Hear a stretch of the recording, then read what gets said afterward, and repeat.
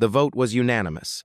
Darius Cole stood at the back of the conference room on the 22nd floor of the Meridian building and listened to his own name being removed from the company he had drawn into existence on a legal pad at a kitchen table 11 years ago. Outside the floor-to-ceiling windows, Lake Michigan was the color of hammered steel, and a November wind was pushing low clouds east across the water in long gray sheets. Serena sat at the head of the table in a cream blazer, her hands folded in front of her, her voice even and practiced. Effective as of close of business today, Darius Cole is relieved of all executive responsibilities at Cole & Frame Studio. The transition to new leadership begins immediately. Brandon, her cousin, adjusted his cufflinks and smiled at no one in particular. Darius did not speak. He looked at the windows. He thought about a set of original design files sitting on a server that no one in this room knew existed. He thought about a conversation he'd had with a contract attorney 16 months ago, and the single sentence she'd said that had changed the shape of everything. If the original authorship documentation is clean, there is no transaction they can complete without you. He almost smiled. 22 hours from now, they would understand exactly what that meant. 438 days earlier, this is where it started. The morning Darius first noticed something wrong, he was the only person in the office. It was a Saturday in September, the kind of Chicago morning where the lakefront mist hadn't burned off yet, and the streets in the West Loop were quiet enough that you could hear the L trains from 3 blocks away. He had come in at 6 to finish revisions on the Harmon Cultural Center proposal, 48 pages of drawings, material specifications, and structural narratives that represented 2 years of his life and, he'd been told, the most significant public commission the firm had ever pursued. He poured his own coffee from the machine in the kitchenette. He did not turn on the overhead lights. He worked by the glow of his monitor and the gray morning coming through the studio's north windows, the way he always worked when the building was empty and the thinking came clean. Cole & Frame Studio occupied the top floor of a converted warehouse on Fulton Market. Darius had found the space 6 years ago when it was still a print shop, still smelled like machine oil and paper solvent. He had negotiated the lease himself, designed the renovation himself, built the drafting tables himself over 3 weekends with a circular saw and a level and a playlist of his father's old Coltrane records. The exposed brick, the track lighting on dimmers, the long east wall where he'd hung every project the firm had ever completed, framed architectural prints arranged in chronological order, the way a surgeon might arrange commendations not for vanity, but to know exactly how far you had come and what it cost you to get there. He had been proud of this place. He was still proud of it, though pride and something else, something he hadn't fully named yet, had been sharing the same space in his chest for the better part of 3 months. He opened the project billing folder. He was looking for the contractor sign-off on the Harmon Foundation survey. What he found instead was an invoice he didn't recognize.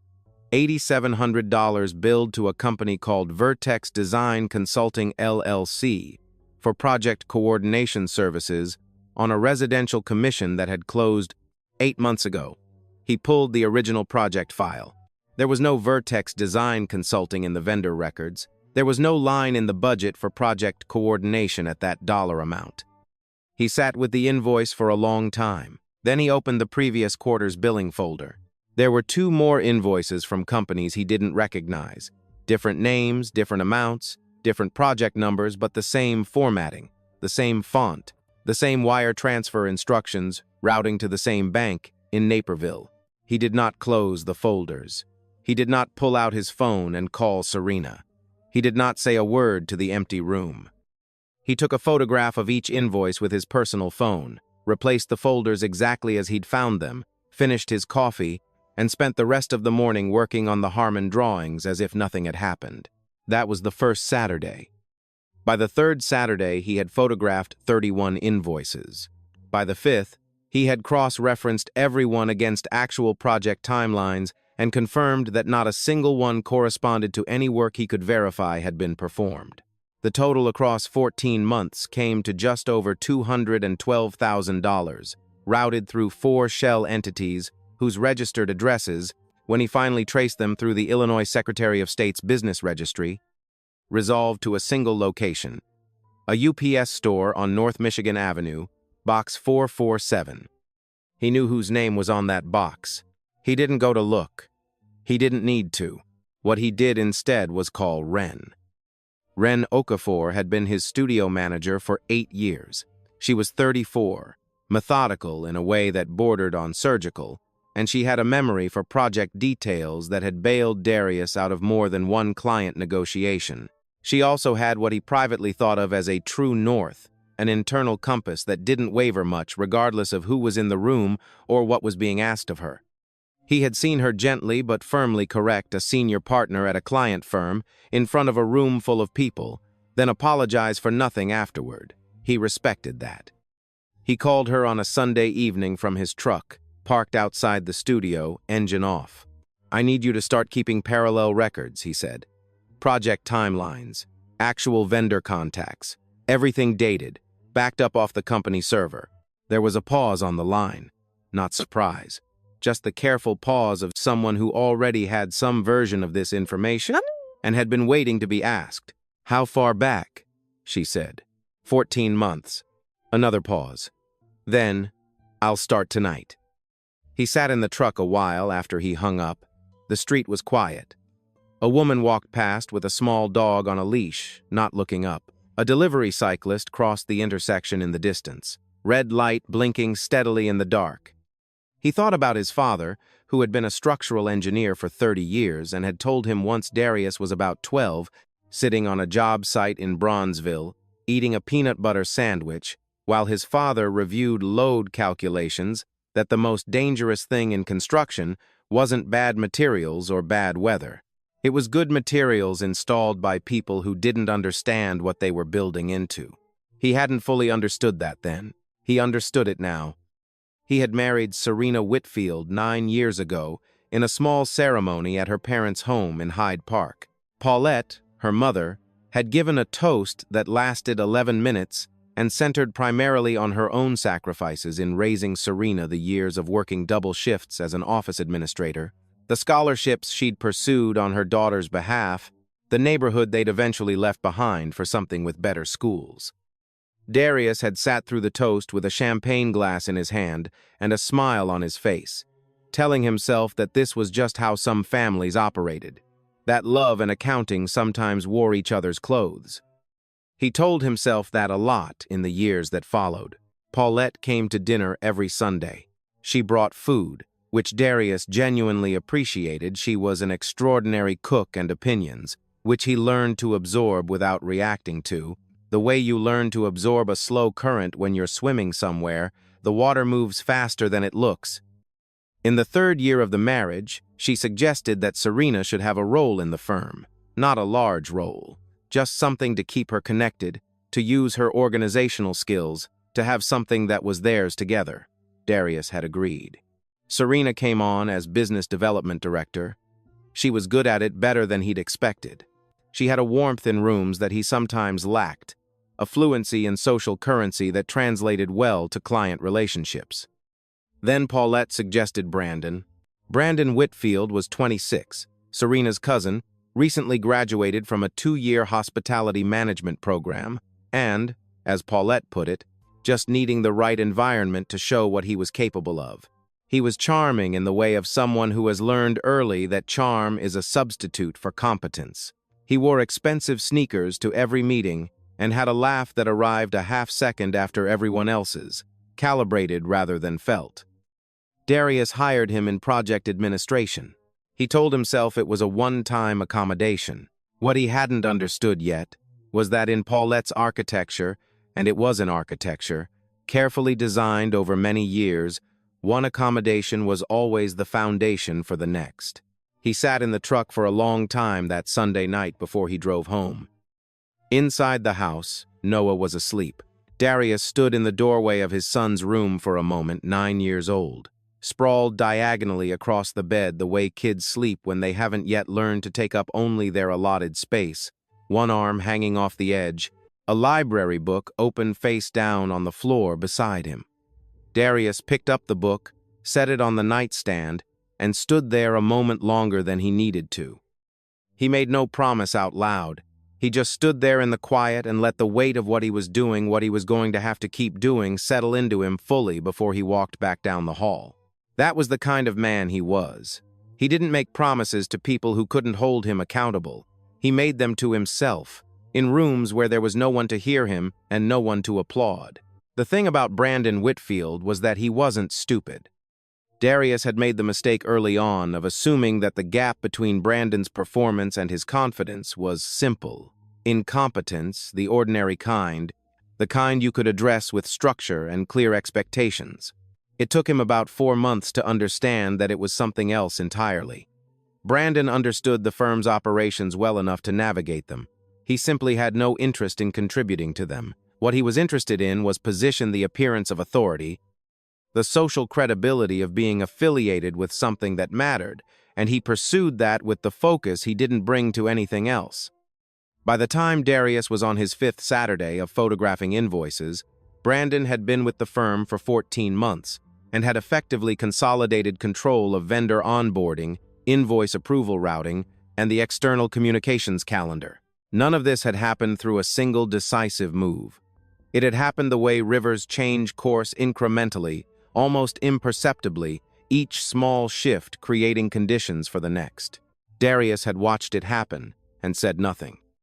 He was asked about it once by a junior designer named Theo, a quiet kid 2 years out of IIT who had come to Darius after a Friday, all hands with an expression that was trying very hard to look casual and failing. "Hey," Theo had said, "is Brandon actually signing off on the Alderman Project vendor contracts now? Because I thought that went through you." "It does," Darius had said. "I'll look into it." He looked into it. He found that Brandon had, over the preceding 6 weeks, inserted himself into 3 separate approval chains without any formal authorization. He had simply begun signing things, and no one had stopped him, because no one wanted to be the person who stopped him when he was the business development director's cousin and the CEO's apparent ally in the restructuring conversations that had been happening. Darius was beginning to understand, in rooms he wasn't being invited into. He did not confront Brandon. He did not send a corrective email. He documented it. He dated the documentation. He forwarded copies to a folder on a personal hard drive he kept at home, in a fireproof lockbox that had once held his father's military discharge papers and now held the growing architecture of what he had begun, privately, to think of as his case. The restructuring conversations became harder to ignore in month 10. Serena brought it up on a Tuesday evening in late spring, the kind of Chicago evening where the windows could finally be open again and the city was exhaling winter out of itself. They were in the kitchen. Darius was making dinner. Noah had soccer until 7. The windows were open and the air smelled like rain and someone's charcoal grill 2 buildings over. "I've been thinking about the firm's structure," Serena said. She was sitting at the kitchen counter with a glass of wine, and she said it with the practiced lightness of someone who had been thinking about how to say this for considerably longer than the sentence made it sound. "What about it?" Darius said. "You're carrying too much. The creative direction, the project oversight, the client relationships, it's not sustainable. You need to distribute the leadership more intentionally." He turned the heat down under the pan. He did not turn around. "I've been thinking," she continued, "that we should bring in a COO, someone with operational experience who can take the administrative weight off you so you can focus on design. Who did you have in mind?" A pause. "There are a few candidates. Brandon has been doing really well in his expanded role." He turned around then. She was looking at her wine glass, not at him, which told him the answer to the question he hadn't asked yet. "Paulette suggested this," he said. "I came to my own conclusions. I didn't ask if she decided it for you. I asked if she suggested it." The silence that followed was precisely 3 seconds long. He counted it because he had learned over 9 years that the length of Serena's silences was a unit of measurement. "She mentioned it might be worth considering," Serena said finally. He nodded once and turned back to the stove. He did not say anything else about it that night. After dinner, he sat with Noah at the kitchen table helping him with a book report on Island of the Blue Dolphins. and when Noah went to bed, he sat on the back porch in the dark for 40 minutes before he came inside. He had not yet decided on the full shape of what he was building, but he understood now that the shape would need to be larger than he'd initially planned. The next morning, he called Margaret Hines. Margaret was a contract attorney he'd worked with 3 years earlier on a licensing dispute involving a competitor who had replicated elements of one of Cole and Frame's proprietary residential design systems. She was in her mid-50s, had an office in River North, and communicated exclusively in sentences that were either a single clause or long enough to be a legal brief, nothing in between. He told her he needed to understand something about the intellectual property structure of the firm. Specifically, he said, the original design documentation. The founding authorship records who owns what if the corporate structure changes. She was quiet for a moment. Then, come in and bring the original incorporation documents. He brought everything. He sat across from her desk for 2 hours while she went through it with the methodical attention of someone who had spent a career reading the things other people had signed without understanding. At the end of the 2 hours, she set the documents down and looked at him directly. The original design systems, the modular structural frameworks you developed and documented before the firm, incorporated those predate the business entity. They're yours, personally, not the company's. She paused. If the original authorship documentation is clean, there is no transaction they can complete without you. He drove home with the windows down despite the cold. That sentence, that single sentence, he had filed it in the back of his mind the way you file a load-bearing detail in a set of drawings, not for immediate use, but because you understand that when the moment comes, that detail is the thing everything else will rest on. The mini reveal came on an ordinary Wednesday. Wren called him at 11 in the morning. He was in a client meeting and let it go to voicemail, but something in the fact that she called twice in 4 minutes made him excuse himself. I found something, she said when he called back, standing in the corridor outside the conference room. One of the consulting invoices Vertex Design. I traced the LLC registration. It lists a registered agent. A pause. It's the same registered agent as 2 other entities. Both of those entities are listed as signatories on a document I found in the admin server this morning. What kind of document? A letter of intent, she said, her voice very even, between Cole and Frame Studio and a private equity group called Meridian Capital Partners. He was quiet. Darius. She almost never used his first name at work. It's signed. It has your signature on it, and you didn't sign it. He stood in that corridor for a moment with his phone against his ear and the muffled sound of his clients talking in the room behind him, and he felt something settle into place in his chest, not rage, not panic, but something cold and precise, the feeling of a structure becoming clear all at once. Send me a copy, he said. Off the company server, personal email only. Already done. Good, he paused. Don't say anything to anyone. I know, she said. He went back into the meeting. He answered questions about setback variances and window glazing specifications for 45 more minutes, and he did not let any of what he now knew show anywhere in his face or his voice. It was the performance of his life. He was very good at it. When the clients left, he sat alone in the conference room for 11 minutes. He looked at the east wall through the glass, the row of framed projects, 11 years of work. He thought about his father, who had once told him that the most important thing you could know on a job site was exactly where every beam was carrying load, not approximately, exactly, because if you were wrong about that, everything above it was at risk. He was not wrong about anything. He picked up his phone and called Margaret Hines. The letter of intent was dated 4 months ago. Darius read it 3 times that evening, sitting alone in his truck in the parking structure beneath the Fulton Market building, his phone screen the only light. It was 11 pages. It was thorough. It proposed to transfer a controlling interest in Cole and Frame Studio to Meridian Capital Partners in exchange for a capital infusion and a restructured leadership arrangement that would install Brandon Whitfield as chief executive officer, with Serena retaining a minority stake and an advisory role. His signature appeared on page 9, his initials on pages 3, 5, and 7. He had not signed any of it. He sat with that for a long time. Outside the parking structure, Fulton Market was going through its nightly transition, the restaurant kitchens winding down, the loading docks quiet, a few late cyclists threading between the orange cones at the intersection. He could hear the distant sound of the L, the rhythm of it, the same rhythm he'd been hearing from this building for 6 years.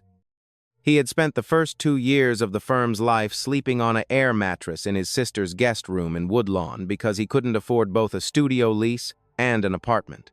He had taken on a residential addition in Pilsen for $9,000 in year 1, a bathroom and kitchen update for a retired machinist named Gerald, who paid in installments and left a case of Modelo on the doorstep when Darius finished the work. He had driven Gerald to his appointments twice that year when the man's hip was bad and Darius happened to be between sites. Gerald had died 2 years later. He hadn't told anyone about the Modelo or the rides. It was just what you did when someone gave you a real chance and you wanted to be a man who deserved it. He had not built 11 years of this to watch it become Brandon Whitfield's business card. He texted Wren a single line, "How far back can you document the registered agent connections?"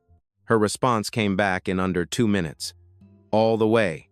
I've been running the full thread for 6 weeks. It's in the second folder." He exhaled once, slowly. Then he called Margaret Hines at an hour that was probably unreasonable, and she picked up on the 4th ring, which told him something important about her. "The signature on the letter of intent," he said. "I need to know exactly what the legal exposure is for a document that purports to bind a company using a forged principal signature." "Significant," she said. "Criminal and civil, for whoever produced it, and for the transaction itself?" "Void. Any transaction predicated on a forged authorization is unenforceable. Full stop." She paused. "How many documents?" "I don't know yet. At least 3. A longer pause. "Darius, you need to document everything and touch nothing. Don't confront anyone. Don't give them any indication you know." "I know," he said. "That's not what I'm doing." "Good." Another pause, shorter. "Call me when you have the full count. I want to see everything before anyone else does." He drove home at midnight. Noah was asleep. Serena was asleep. He stood in the kitchen in the dark and drank a glass of water and looked at the framed photograph on the refrigerator door. Noah at 6, gap-toothed, wearing a hard hat that was 3 sizes too large for him, standing on the Fulton Market job site on the day the studio renovation was finished. Serena had taken the picture. She had been laughing when she took it, genuinely laughing, the kind of laugh that didn't calculate anything. He missed her. He missed who they had been before the accounting started. He went to bed. He slept 4 hours. The accelerant came from a direction he hadn't anticipated. 3 weeks after he found the letter of intent, Paulette Whitfield appeared at the studio unannounced on a Thursday afternoon. She did not have an appointment.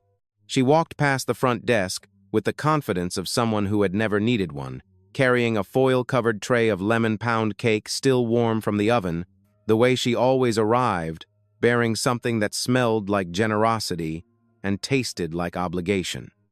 Wren intercepted her in the hall and called Darius from the drafting room. He came out, and they sat in the small conference room off the entrance, not the main boardroom, the smaller one, the one with the low table and the chairs that were designed for informal conversations. Paulette set the pound cake on the table and smiled at him in the way she always smiled, which was warmly and without reaching her eyes. "I wanted to talk to you before things get any further along," she said. "Because I care about this family." "I know you do," Darius said. "The opportunity with Meridian is significant. Brandon has worked very hard to develop that relationship, and the capital injection alone would position the firm for the next decade. I know change is hard." She tilted her head slightly. "I know you've put everything into this place. But sometimes the people who build things have to know when to let the people who can grow things take over." He looked at her for a moment. The pound cake sat between them on the table, lemon bright, still steaming slightly at the edges of the foil. "What exactly are you asking me to do, Paulette?" She folded her hands. "I'm asking you to be reasonable, to sign the restructuring documents voluntarily and let this move forward without it becoming something unpleasant for anyone, especially for Noah." He heard the word especially, and understood exactly what it was being used to do. He let the silence sit between them for long enough that it became uncomfortable. He had learned this from his father, too. That silence, when you are the one controlling it, is not empty. It is a form of pressure. "I'll think about it," he said finally. She left the pound cake. He left it on the table untouched. After she was gone, Ren came to the door of the small conference room. She looked at the pound cake. She looked at him. "You okay?" she said. She mentioned Noah, he said, not by name, but she mentioned him. Ren's expression shifted not dramatically, just a degree or two. "What do you need me to do?" "I need you to find out when the Meridian closing is scheduled." She was back in 10 minutes. 60 days, she said. "There's a calendar invitation on the admin server, sent from Brandon's account to a Meridian Capital address and a law firm in the loop. 60 days. He did the calculation on his feet. He had 16 months of documentation. Margaret had the authorship files. The signature analysis on the forged documents was already being conducted by a handwriting examiner Margaret had engaged without leaving any trace through the firm. He was not ready to move, but he was closer than they knew. He went back to the drafting room and worked until 9 that night. The thing that broke the containment was Noah. It was a Friday. Darius picked him up from school at 3:30. It was his week, one of the informal custody arrangements they'd been running for the past 2 months since the separation, and they went to the dollar dumpling place on Wentworth that Noah had been asking about since a kid at school told him about it. They sat across from each other at a red plastic table with a basket of pork and chive dumplings between them and the lunch crowd noise filling the room around them. And Darius was listening to Noah describe a conflict in his social studies class when Noah stopped mid-sentence and looked at him in the direct way that children look at you when they've decided to ask the real question. "Dad, is someone trying to take your company?" Darius set down his chopsticks. He did not look away from his son. "Where did you hear that?" "Grandma Paulette was talking on the phone at Mom's house last weekend. I wasn't trying to listen. I was just in the next room." He paused. "She said something about how it's almost done, and once it goes through, there won't be anything he can do about it." Darius was quiet for a moment. Around them, the restaurant moved at full speed, orders called out, dishes landing on tables, the bell above the door chiming with a new customer every 45 seconds. "You don't need to worry about that," he said. "I'm not worried," Noah said. "I just want to know if you're going to be okay." He looked at his son, 10 years old. The same jaw as his father, the same quiet assessment in his eyes, watching everything, saying only what mattered. "I'm going to be okay," Darius said. He picked his chopsticks back up. "Eat your dumplings." Noah ate his dumplings. On the drive home, Darius called Margaret Hines and said 4 words. "Move the timeline up." She said, "How much?" 30 days. A pause. "I'll need the full signature analysis by end of next week." "You'll have it." He hung up. He drove. The Chicago skyline was ahead of him, lit up against a darkening November sky, and he thought about the east wall of the studio, 11 years of projects hung in sequence, every one of them his. 60 days, Meridian had scheduled. 30 days, he was going to need. He had 31. He called an emergency board meeting for a Monday morning. He sent the notice himself, through the firm's official channels, on a Friday evening, formal, procedural, precisely the right number of hours advance notice required under the company's operating agreement. Subject line, governance review required attendance. No other detail. He knew Serena would call within the hour. She did. "What's this about?" Her voice was controlled but not quite easy. "Board business," he said, "required under the operating agreement." "Darius, what is going on?" "I'll see you Monday," he said, and hung up. He spent the weekend at the studio. Ren came in on Saturday without being asked, which was something he would not forget. They worked through the full documentation together, 16 months of parallel records, cross-referenced invoice files, the 3 forged documents with the handwriting analysis report attached, the Meridian letter of intent, and the shell company registrations traced back to box 447 at the UPS store on Michigan Avenue. They organized everything chronologically and prepared 2 copies, one for the boardroom presentation, one held off-site in a second lockbox at Margaret's office. On Sunday evening, he drove to Woodlawn and sat on his sister's back porch for an hour. She brought him tea, asked him no questions, and after a while said only, "You okay?" He said yes. She looked at him for a moment and said, "You sure?"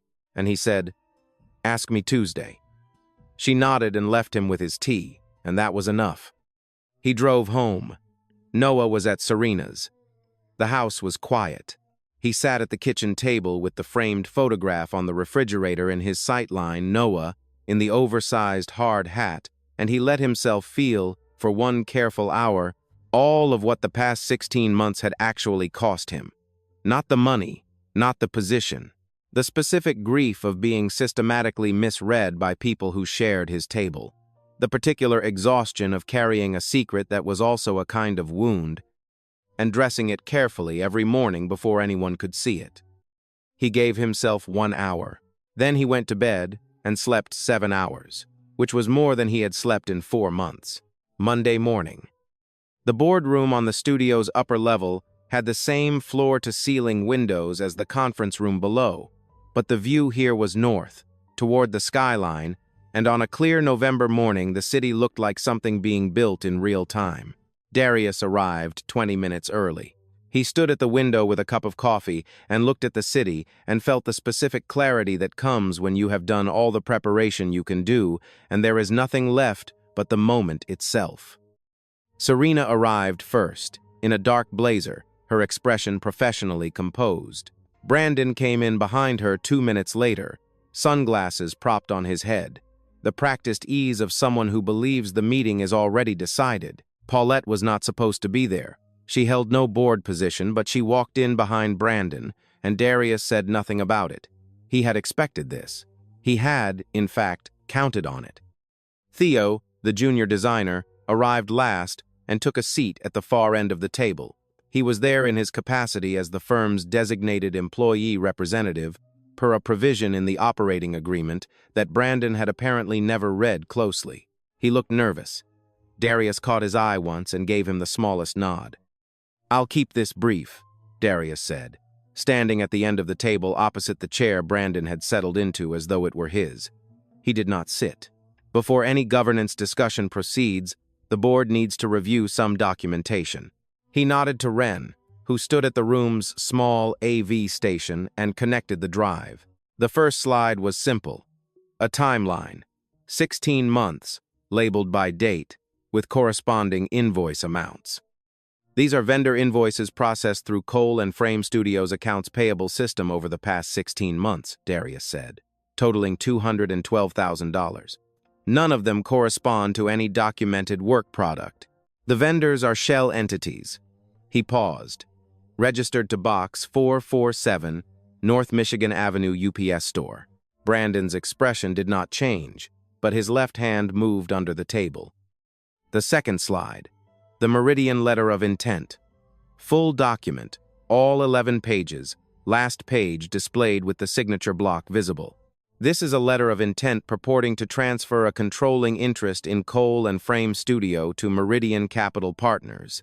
It carries my signature. He looked at the room. I did not sign it.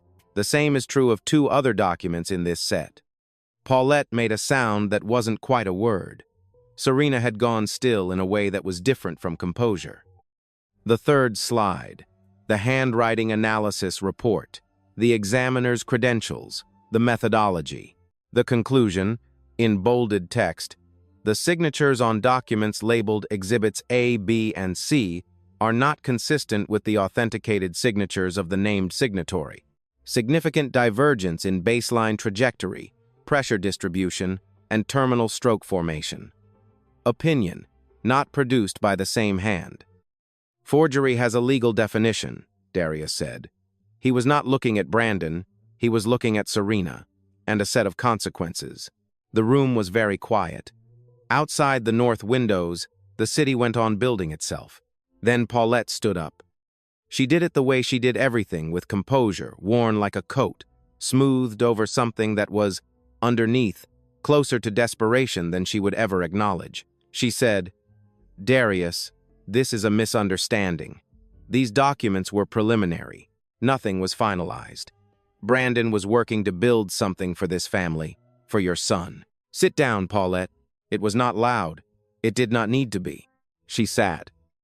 "I want to address something," he said. And now his voice carried the tone he usually reserved for load-bearing conversations.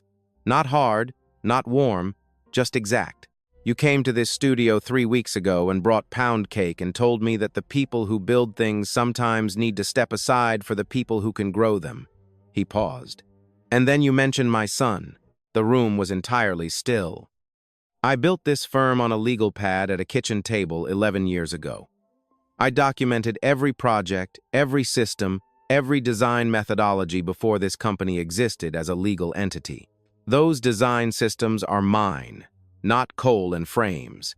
Mine, personally, predating incorporation by 14 months. Without them, Meridian has nothing to acquire. The transaction is structurally impossible without my voluntary participation." He looked at Brandon for the first time. Brandon's sunglasses were still on his head. He looked, for the first time in Darius's experience, like a man who understood that the floor he was standing on had not been there as long as he'd assumed. "I didn't come here to punish anyone," Darius said. He meant it. "I came here to finish what 16 months of documentation makes possible. There is a clear record of fraud. That record goes to the state attorney's office at 5 o'clock this evening, unless I receive something else first." Serena spoke for the first time. Her voice was lower than usual, stripped of performance. "What do you want, Darius?" He had thought about this carefully. He had thought about it on the back porch in the dark and in the parking structure beneath the building and in the chair at his sister's kitchen table. He had thought about Noah in the restaurant with his chopsticks down, asking if he was going to be okay. Full removal of all Steele and Whitfield-affiliated personnel from the firm. Complete restitution of the $212,000, structured over a documented repayment plan with legal enforceability. Brandon's resignation in writing before close of business today. And a formal board resolution affirming my sole authority over the firm's intellectual property. He paused once. That's it. That's all. What he did not ask for was in some ways more important than what he did. He did not demand a public statement. He did not demand an apology. He did not go to the press or call the clients or post anything. He simply asked for what was structurally correct and let the rest remain between the people in the room, because he had understood for years, really, that the things people carry out of rooms like this are already punishment enough. Theo, at the far end of the table, quietly cleared his throat. "For the record," he said, his voice steady despite the effort it was visibly costing him, "as employee representative, I'd like to state that what I've seen on this screen today is consistent with concerns I've been hearing from the team for over a year. I'm glad this is happening." Darius looked at him. "Thank you, Theo." Brandon stood up. He did not say anything. He adjusted his sunglasses for no reason, the habitual gesture of a man trying to locate his composure in familiar territory. Then he walked out of the boardroom without looking at anyone, and the sound of the elevator arriving and departing was the only sound in the room for the 20 seconds it lasted. Paulette remained seated. She was looking at the table. Her hands were very still in her lap. Not the stillness of control, but the stillness of a woman who has arrived somewhere she didn't expect and isn't sure what to do with her feet. Serena had not moved. Darius picked up his coffee cup from the windowsill. It had gone cold. "I'll have Margaret send the agreement documents by end of day," he said. "I'd like them back signed by Wednesday." He walked out of the boardroom. Wren was in the hallway. She handed him a fresh coffee without a word. He took it, and they stood there for a moment in the corridor, and neither of them said anything, because neither of them needed to. The signed documents came back Tuesday afternoon. Not Wednesday. Tuesday. Darius was at his drafting table working on the Harmon Cultural Center proposal, 48 pages, 2 years, the most significant public commission the firm had ever pursued, when Wren set a thin envelope on the corner of his desk at 3:47. He opened it, read through each page, confirmed the signatures were genuine this time, and set it on the corner of his desk without ceremony. "Tell Margaret we're good," he said. "Already did," Wren said. He went back to the Harmon drawings. That evening, he picked up Noah from after school, and they drove to the Dollar Dumpling place on Wentworth because Noah had decided this was now their place, and Darius was not inclined to argue with that. They sat at the same red plastic table. Noah ordered the same dumplings. The lunch crowd had thinned to a dinner crowd, and the room was louder now, fuller, a different energy, but the same smell, pork fat and ginger, and the particular warmth of a small restaurant in November. "Is it done?" Noah asked. Darius looked at his son across the basket of dumplings. "How did you—" "You're not doing the thing you do when you're carrying something," Noah said. He said it simply, the way a 10-year-old states an observation he's been sitting on for a while, like you've been doing for a long time. "You look different today." Darius considered this. "Yeah," he said. "It's done." Noah nodded. He ate a dumpling. Then, "Was it Mom?" "It was complicated," Darius said. "Your mom made some choices I can't explain for her, but your mom is not a bad person. She's someone who got taught a way of moving through the world that wasn't healthy for her or for anyone close to her. That's not the same thing as being bad." Noah was quiet for a moment. "Is she in trouble? She'll have some things to work through." "But no, I made sure of that."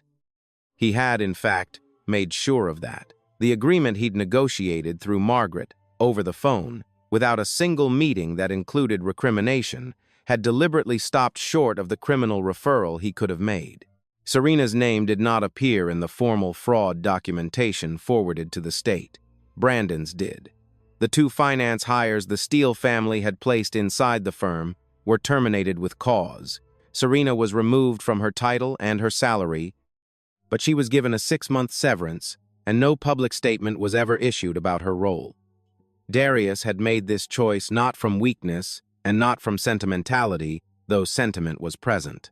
He had made it because he understood that Noah needed a mother who could look him in the eye, and that whatever Serena had become inside the architecture of her family's expectations, she was still that. She had not forged the signatures.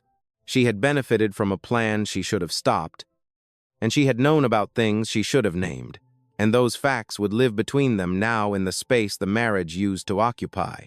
But she had not been the one to reach for the rubber stamp. That distinction mattered. "You protected her," Noah said. "Not a question. I protected us," Darius said. "All 3 of us. As much as I could." Noah ate another dumpling.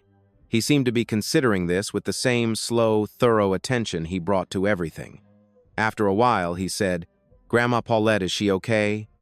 Darius had not expected that question, and the fact that his 10-year-old had asked it before he himself had arrived at it said something about his son that he filed away to feel fully later when he had space for it. "I think she'll be okay," he said carefully. "She's a complicated person who did something she shouldn't have. I think she told herself it was for the family, and I think she even believed that. But believing something doesn't make it true." "Yeah," Noah said. He was quiet again. Then, "I still like her pound cake." Darius laughed. It was the first full laugh he'd had in months. Not the managed, meeting room kind, not the polite kind, but the kind that arrives without calculation. It surprised him by how good it felt. Noah looked pleased with himself in the way kids look when they've landed something unexpectedly right. In the days that followed, Darius focused on repair. Not the dramatic kind, not statements, not revelations, not the satisfying architecture of a public accounting. The quiet kind, the kind that looks like paperwork done correctly and people being seen. He called Mary Sutherland into his office on Wednesday morning. Mary was 51, the firm's senior project coordinator, and had been with Cole and Frame since year 3. She was meticulous, undercompensated, and had been passed over for the senior associate title twice in the past 4 years. Under Serena's direction, both times in favor of people who had been placed, Darius now knew with certainty, at Paulette's suggestion, he offered her the position of Director of Operations, which was a title he invented for this purpose, because it was the title she had functionally been performing without recognition for 8 years. She looked at him across the desk for a moment without speaking. "You don't have to say anything about it," he said. "Just tell me if you want it." "I want it," she said. He also sat down individually, with the two project managers, whose hours had been quietly cut over the past year. When the firm's budget was being rerouted through shell entities, he corrected their compensation, retroactively, going back 14 months. There was no announcement. He simply sent revised payment documentation through payroll and let them find it on a Thursday afternoon. Theo stopped him in the hallway that Friday. "The team knows something happened," Theo said. "Not the details, just the mood is different. Better." "Good," Darius said. "Did you want to say anything to them? Like an all hands or something?" Darius thought about it for a moment. "No," he said. "The work says it. Let it say it." Theo nodded slowly, as if this were the answer he'd expected and was also still absorbing. "Okay," he said. "Yeah, okay." He had not spoken to Serena since the boardroom. She called once, on Thursday, and he let it go to voicemail. She said, "I know you did what you had to do. I know I owe you more than that. I'm going to try to figure out what that means."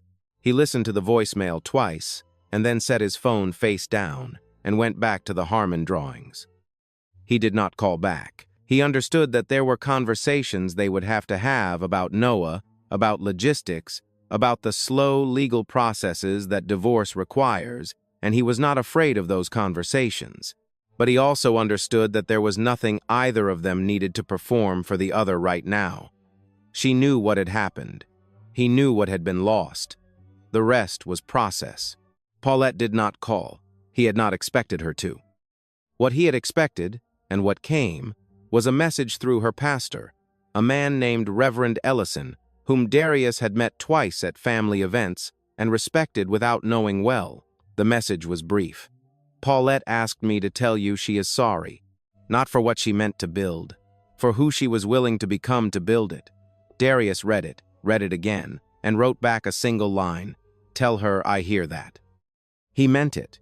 He had understood Paulette, really understood her, in a way that had taken 16 months and a foil tray of pound cake left untouched in the rain to arrive at. She was a woman who had learned that the only insurance against loss was control, and she had spent 40 years building that insurance at whatever cost the people around her could bear.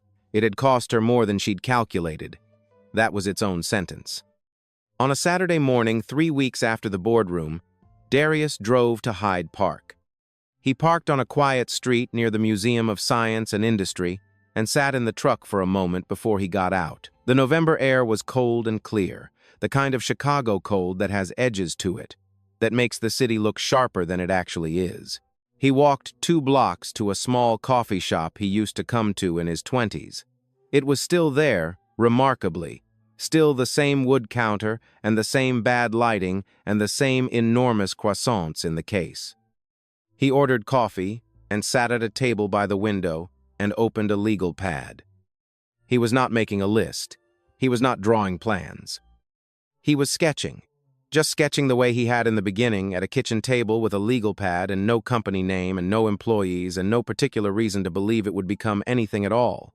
He sketched a building that didn't exist yet, a public library for a mid-sized neighborhood. He gave it a light-flooded reading room and a roof terrace and a children's wing that felt, in his sketch, like the inside of a treehouse. He gave it structural details that no one would ever see but that he would know were there. An hour passed. He ordered a second coffee. He thought about his father at the Bronzeville job site, the peanut butter sandwich, the load calculations spread on the hood of the truck. The most dangerous thing in construction is good materials installed by people who don't understand what they're building into. He had understood what he was building into. That was why it survived. His phone buzzed. A text from Wren. "Harmon Review Panel called. They want to schedule the final presentation. I told them you're available." He smiled. He texted back, "Tell them Tuesday." He finished his coffee. He put the legal pad in his bag. He drove north, toward Fulton Market, toward the studio, toward the 11 years of work hanging on the east wall in chronological order, every project, every commission, every sleepless Tuesday at a drafting table when the city was quiet and the thinking came clean. The L went by overhead as he crossed the river.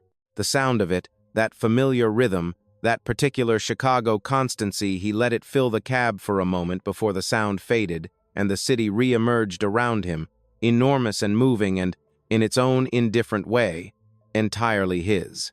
He had kept what he built. He had kept it the slow way, the careful way, the way his father had taught him, without using those words, board by board, bearing wall by bearing wall, with the understanding that what lasts is rarely what announces itself, and almost always what simply refuses to fall. He parked and went upstairs and turned on the lights and went to work. I keep thinking about that moment in the parking structure, Darius alone in his truck at midnight, reading 11 pages of a document he never signed, and instead of calling anyone, instead of doing anything, just sitting with it until he understood the full shape of what he was dealing with. There's a version of this story where he reacts in month 2, where he confronts Brandon in a hallway, or sends an angry email, or calls Serena from the car on the way home. And I think about what that version costs him. What I can't stop turning over is this. He gave Paulette a way out she didn't earn and probably didn't deserve. That choice, the one that kept Serena's name off the fraud referral, what do you make of that? Was it wisdom, or did it let the wrong person walk away clean? If this one stayed with you, drop your answer in the comments. I'd genuinely like to know where you land.